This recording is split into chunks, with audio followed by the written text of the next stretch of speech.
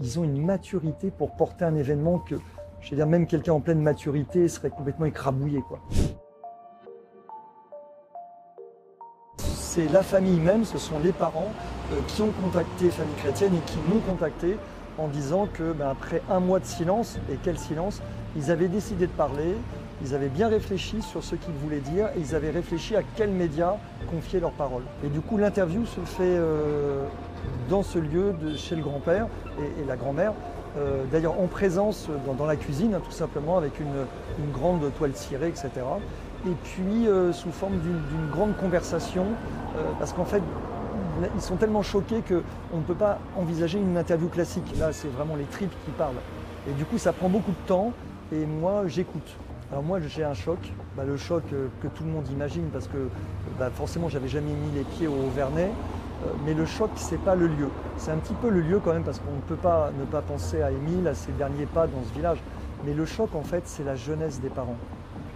Moi, je suis journaliste, je suis aussi grand-père. Et je me dis, en fait, ces jeunes, ils ont l'âge de ma fille aînée. Et donc, leur petit Émile, il a l'âge de mes petits-enfants.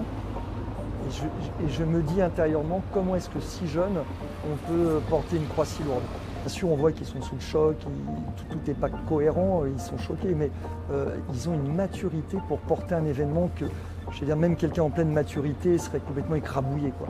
C'est un peu le grand 8, ils ont des hauts et des bas. Enfin, c'est tellement dur qu'on voit qu'ils prennent sur eux, en fait, pour pas pleurer concrètement. Et c'est vrai que l'émotion, en fait, elle gagne tous ceux qui sont autour de la table, et le journaliste en premier, même si moi je suis vraiment tout sauf un débutant. Là, on est dans un cas de figure qui est tellement moche, qui est tellement énigmatique, qu'en fait, on est assez vite rattrapé par l'émotion. En revanche, sur leur intime conviction, ce qui est très difficile à admettre, c'est que ça peut changer en fait d'un quart d'heure à l'autre.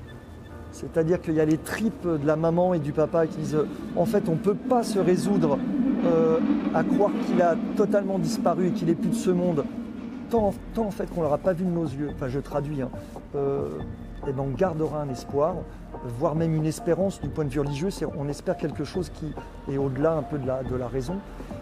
Et puis à d'autres moments, évidemment sans jamais développer, il y a l'idée quand même du réalisme, en disant, vu les situations, forcément, je crois que même son papa l'a dit, on imagine malheureusement le pire.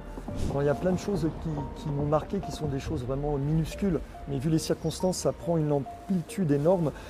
Je vais prendre juste un exemple, c'est des cabanes. En fait, le grand-père a fait beaucoup de scoutisme, les enfants ont fait beaucoup de scoutisme. Et du coup, le petit Émile a bénéficié de cabanes construites plus ou moins dans les arbres, etc. Et forcément, comme tous les gamins, les petits garçons de 2 ans, 2 ans et demi, Émile, il est fan de cabanes. Et du coup, de voir ces cabanes dans lesquelles il a passé ses vacances, au moins jusqu'au 8 juillet, il a joué, il a aimé cette pleine nature, cette liberté, forcément, on a le cœur qui est brisé parce qu'on voit en fait que c'est un petit garçon comme tous les autres. Il a des parents comme tous les autres et puis il a un grand-père comme tous les autres. Et qu'à un moment donné, pour une raison qui est inexpliquée, inexplicable, tout s'est arrêté brutalement. Moi aussi, je me suis demandé comment est-ce qu'on pouvait toujours vivre à l'endroit où finalement Émile a disparu. J'ai cru comprendre à un moment donné que soit Marie ou Colomban, on laisse entendre que ce n'était pas effectivement facile, mais je pense qu'ils ont dû choisir en famille de rester dans ce lieu, peut-être pour une raison hyper simple, c'est que tant que justement il y a un espoir, c'est à cet endroit que leur fils a disparu, et donc ils veulent pas, enfin j'interprète, mais ils veulent pas déserter la place, c'est-à-dire qu'ils veulent laisser toutes les chances à leur fils et ils veulent pas aller se reposer. En fait, je pense qu'effectivement, ces parents, ils vont jamais baisser la garde, et tant qu'il y a un espoir, quitte à rester dans le lieu un peu de leur torture, ils y sont restés. Entre nous, je trouve ça absolument admirable de leur part.